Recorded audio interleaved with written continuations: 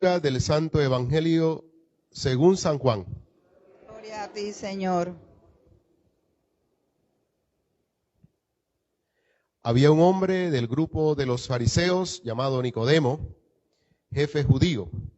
Este fue a ver a Jesús de noche y le dijo: Rabí, sabemos que has venido de parte de Dios como maestro, porque nadie puede hacer los signos que tú haces si Dios no está con él. Jesús le contestó: en verdad te digo, el que no nazca de nuevo no puede entrar en el reino de Dios. Nicodemo le pregunta: ¿cómo puede nacer un hombre siendo viejo? ¿Acaso puede por segunda vez entrar en el vientre de su madre y nacer? Jesús le contestó: en verdad te digo, el que no nazca del agua y del Espíritu no puede entrar en el reino de Dios. Lo que nace de la carne es carne, lo que nace del Espíritu es espíritu. No te extrañes que te haya dicho: tienen que nacer de nuevo. El viento sopla donde quiere y oye su ruido, pero no sabes de dónde viene ni a dónde va. Así es todo el que ha nacido del Espíritu. Palabra del Señor. Sí, Señor Jesús. Pueden sentarse, hermanos. Nos ofrece la palabra de Dios hoy en el libro de los Hechos de los Apóstoles, en el capítulo 4, versículos del 23 al 31, una oración que dirige la comunidad de los discípulos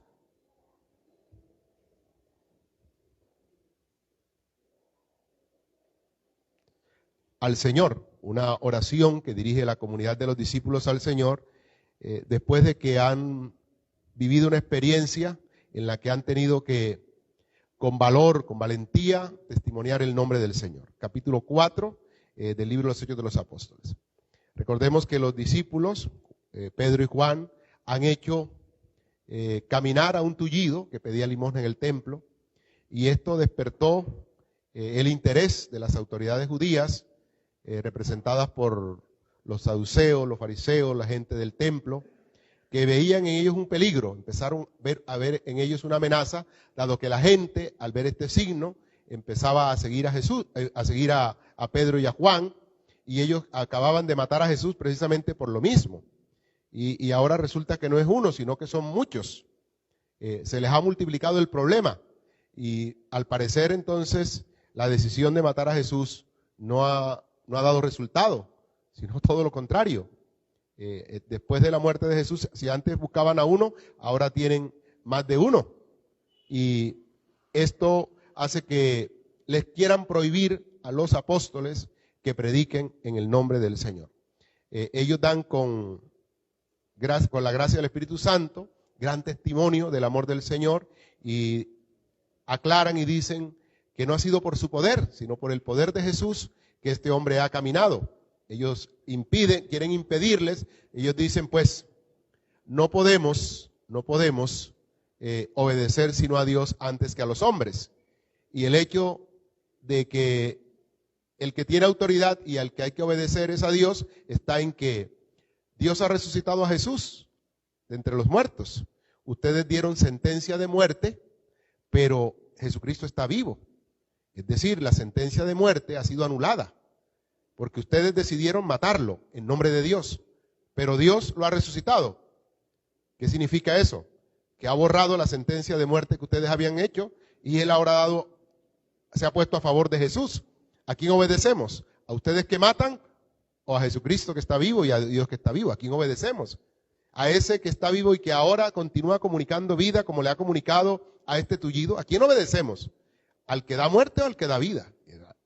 Así enfrentan los discípulos, y ellos se quedaban admirados porque decían: estos hombres son casi iletrados, pero a pesar de ser iletrados, tienen una gran capacidad de respuesta que le viene de la gracia del Señor y del Espíritu. Después de esto, ellos retornan y dicen que van a la comunidad, y en la comunidad oran. En aquellos días, Pedro y Juan, puestos en libertad, volvieron a los suyos y les contaron lo que les había dicho, lo que les habían dicho los sumos sacerdotes y ancianos. Estas son unas palabras que se leen rápido, pero tienen una gran fuerza y un gran contenido. De ¿A dónde retornan Pedro y Juan? Al grupo de los discípulos, a la comunidad. Ese es el punto de partida de la misión y también el punto de llegada. A veces nosotros quisiéramos hacer misión solos.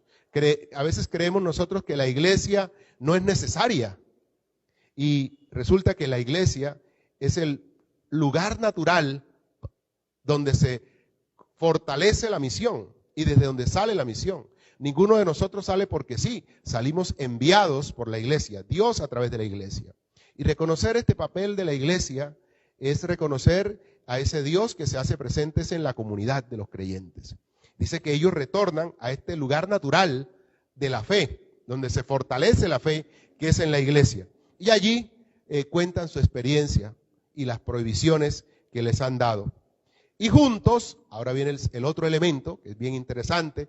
El primer elemento es ese elemento comunitario, el estar en la comunidad, y en la comunidad de la iglesia viene el segundo elemento, que es la oración de alabanza. Una oración que empieza por reconocer a Dios, que tiene el control. Señor, tú que hiciste cielo y tierra, el mar y todo lo que contiene y todo lo que hay debajo de ellos. Tú que por tu Espíritu Santo dijiste por boca de nuestro padre David a tu siervo, ¿por qué se amotinan las naciones y los pueblos planean un fracaso? Miren este otro elemento. En la comunidad ellos oran y la oración tiene como propósito reconocer que Dios tiene el control. Cuando tú oras, tú estás haciendo una expresión de fe, estás haciendo una confesión de fe. Esto no lo controla la circunstancia, esto no lo controla a nadie, esto lo controla solo Dios. Ni siquiera yo no estoy en el control, el que está en el control es Dios. Por eso la oración de ellos es un reconocimiento del Dios del cielo y de la tierra, el Dios que lo sabe todo. Y entienden que estas circunstancias que están viviendo son parte de un gran proyecto, de un gran plan, y es un plan de bendición de Dios. Buena y perfecta es la voluntad del Señor, leemos nosotros en los Romanos, el capítulo 12, versículo 2. Buena y perfecta es la voluntad del Señor. Es decir, y el creyente sabe eso. Y como sabe que la voluntad de Dios es perfecta, entiende sus circunstancias desde Dios. Y es lo que están haciendo los discípulos, entendiendo su realidad ahora desde Dios. Porque se amotinan las naciones y los pueblos planean proyectos vanos. Se presentaron los reyes de la tierra. Los príncipes conspiraron contra el Señor y contra tu Mesías. Pues en verdad se aliaron en esta ciudad Herodes y Poncio Pilato con los gentiles y el pueblo de Israel contra tu siervo, Jesús, a quien ungiste para realizar cuanto tu mano y tu voluntad habían determinado que debía de suceder. Ahora, Señor, fíjate en las amenazas y concede a tus siervos predicar tu palabra. Mire este elemento de la oración, como les decía, que es una manera de decir, Dios tiene el control, todo está en las manos del Señor. También se hace leyéndolo desde la fe y desde la Sagrada Escritura. La palabra de Dios me ayuda a leer los acontecimientos. Me puedo ver en ellas como en un espejo. Y luego viene la petición. Una petición que no es que nos quite el problema. Ellos no oran. Señor, que se mueran nuestros perseguidores. Señor, que ya no nos persigan más, que en esta ciudad todo empiece, que ellos se conviertan. Ellos no piden eso. Ellos no piden tampoco, Señor, permítenos ir a otro lugar donde no haya persecuciones. No, lo que ellos piden es que podamos predicar con libertad. Es decir, que el obstáculo que está afuera no esté dentro de nosotros. Afuera siempre van a haber obstáculos, pero el peor obstáculo no es el que está afuera, es el que está adentro, el que está en ti. Y cuando ellos piden libertad, lo que están pidiendo no es que no haya dificultades, sino que la dificultad no sean ellos, que el obstáculo no sean ellos. Señor, que podamos predicar con libertad tu palabra, con toda valentía. Extiende tu mano para que se realice signos, curaciones, prodigios, en nombre de tu santo siervo Jesús. Esto es lo que ellos piden. Y claro, ellos tienen el modelo en Jesús. Recordemos que Jesús hasta hace poco, lo leíamos, cuando vio la cruz y vio que ya iba a morir, oró, dice la carta a los Hebreos, que oró con lágrimas de sangre. a quien le podía apartar, pero no le apartó aquel cáliz, sino que en la oración Jesús dijo por 3 veces, aparta de mí este cáliz que tengo que beber, pero que no se haga mi voluntad sino la tuya. Él pidió eso. Él pidió que no se hiciera su voluntad sino la de Dios. Eso fue lo que pidió. No pidió que le apartara las dificultades. Le pidió que le diera entereza para afrontar el reto. Y saben ustedes que él tuvo la oportunidad. Recordemos cuando leíamos la pasión del Señor, Pilato le dijo, tengo potestad para condenarte o para soltarte. Mira lo que le dijo Pilato. Es decir, él le había pedido, aparta de mí este cáliz. Y Pilato el día siguiente le estaba diciendo, tengo potestad para liberarte o condenarte. Y dice que Jesús, ¿qué hizo? Se quedó callado. Y Pilato le dijo, ¿no me contestas a mí? ¿No me contestas? Es decir, él ya había orado la noche anterior y había entendido que no era eludiendo la cruz, sino afrontándola. Los discípulos también han entendido esto, y todo discípulo de Jesús, como tú, como yo, cuando hacemos la experiencia del Señor en la oración, sabemos que, aunque a veces es dolorosa, es la cruz el único camino que nos hace verdaderamente libres. Que es a través del sufrimiento como se forja la fe y como se crece. No porque lo busquemos en sí, sino porque el sufrimiento, el dolor, la prueba, nos ayuda a crecer. Dios nos salva, Dios nos edifica. Y ellos lo han entendido y por eso no piden eso. ¿Y qué es lo que hace Dios? Le comunica el Espíritu que da la libertad, el Espíritu que da ese ímpetu, la pasión, las ganas de seguir adelante. Bello relato de los Hechos de los Apóstoles. Luego nos encontramos con este Evangelio, el Evangelio de San Juan, en el capítulo 3, versículo del 1 al 8, donde se encuentra con un hombre importante, un fariseo muy importante, un maestro de la ley, que se llama Nicodemo. El nombre es un nombre griego, que significa victoria del pueblo. Nicodemo. Este hombre va de noche a ver a Jesús y le dice, maestro, sabemos que vienes de parte de Dios porque nadie haría las cosas que tú haces si Dios no está con él. Ante este elogio nosotros podríamos haber esperado que Jesús respondiera de otra manera, pero Jesús nos sorprende. Este hombre, que es un hombre importante, que es reconocido, que tiene prestigio, que tiene formación, es un hombre religioso. No vamos a decir aquí porque el hecho mismo de ser fariseo nos dice es un hombre que conoce de Dios, es un hombre que sabe teología. Y viene a Jesús alabándolo. Como tú y como yo, que podemos venir donde Dios alabándolos. Esta tarde estamos aquí alabando al Señor. Y podemos prestarnos como lo hace Nicodemo, de creer que sabemos. Sabemos que vienes de parte de Dios. ¿Cuántos de ustedes y yo mismo creo que sé? Creo que sé. Y tengo al Señor aquí, frente a mí, pero no lo conozco. Pero yo creo que sé. Y no solo creo que sé, creo que estoy bien. Y ni sé y ni estoy bien, con todo locura que soy. Porque nos parecemos a Nicodemo.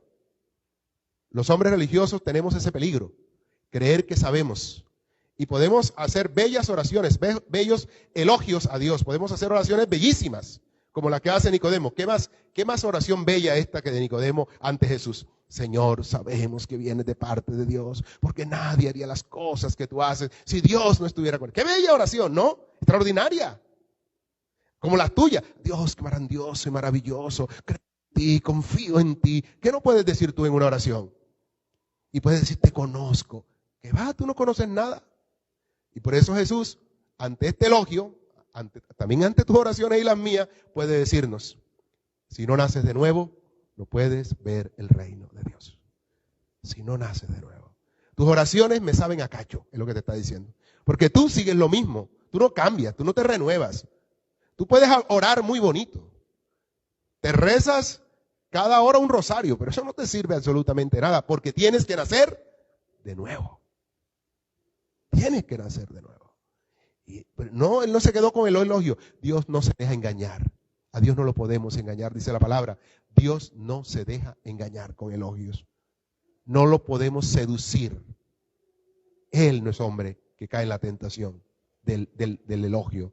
Por eso dice, si no naces de nuevo, no tienes que nacer, no puedes ver el reino de Dios. Este hombre, tratando de justificarse porque entiende lo que le está diciendo Jesús, le dice, ¿y cómo puede un hombre viejo nacer de nuevo? Este hombre está mostrando la imposibilidad de que el ser humano cambie. ¿Cómo puede un hombre nacer de nuevo. Es la expresión, yo te la voy a cambiar, Jesús lo dijo así, pero yo te la voy a decir con otra frase, que ustedes se saben. Árbol que crece torcido, es más o menos lo que está diciendo Nicodemo. Puerca, pollera, más o menos, eso es lo que está diciendo Nicodemo. Ustedes saben muy bien eso. Como Nicodemo, tú y yo creemos que nadie puede cambiar, ni siquiera nosotros. Nosotros no creemos en nuestro cambio, por eso no cambias. Porque tú no crees que puedes cambiar. Y ciertamente tú no puedes cambiar, solo no puedes cambiar. Por eso Jesús le va a decir a Nicodemo, tienes razón, Nicodemo.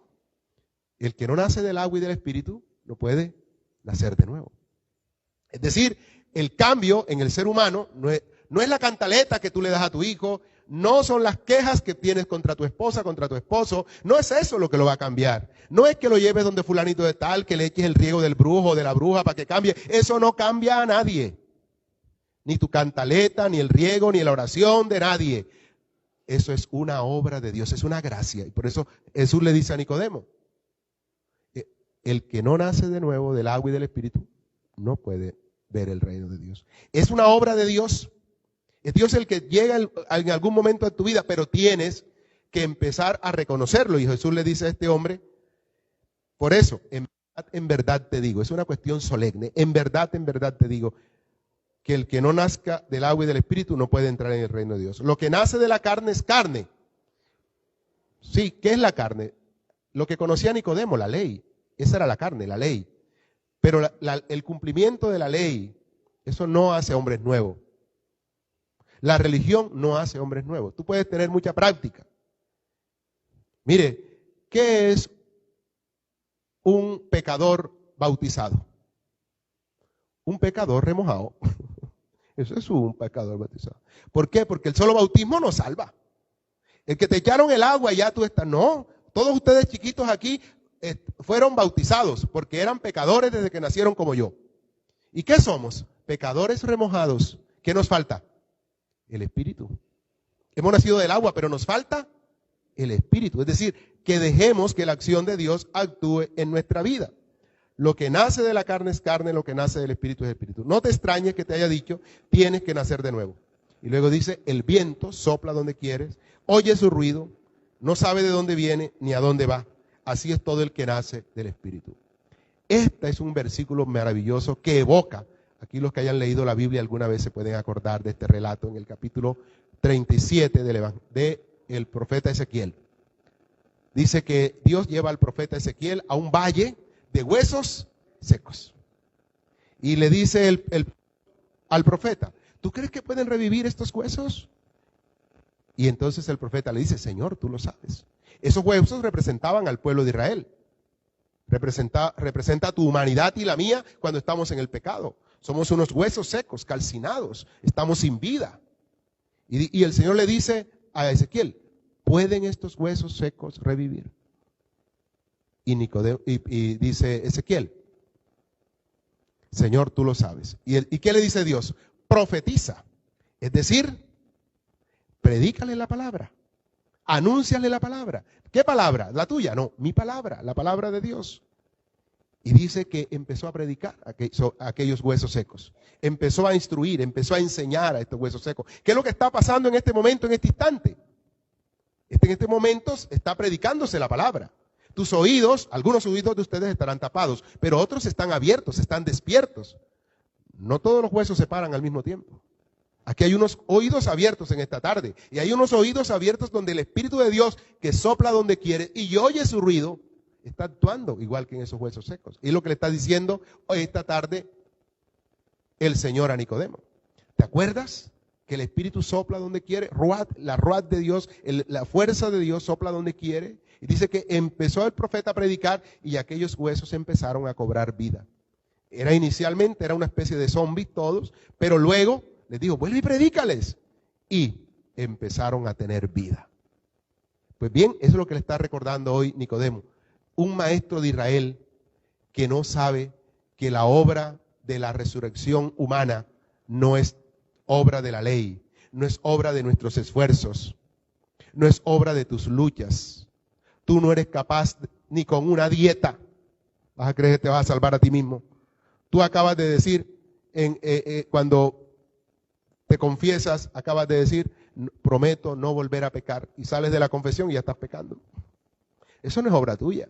Esto es obra del Espíritu, que soplas donde quieres, que oyes su ruido, pero no sabes de dónde viene ni a dónde va. Pues Él actúa, hermanos. Pidámosle al Señor en esta tarde, a la luz de esta palabra, abundante palabra en Pascua que estamos ahora, que nosotros seamos revitalizados por esa fuerza del Espíritu. Una fuerza que nos dé la vida de la comunidad creyente para confiar plenamente en el Señor y para, como Nicodemo, poder acercarnos a Él, no como los que saben, sino como los que quieren que el Señor haga su obra de vida en ellos. Alabado sea Jesucristo.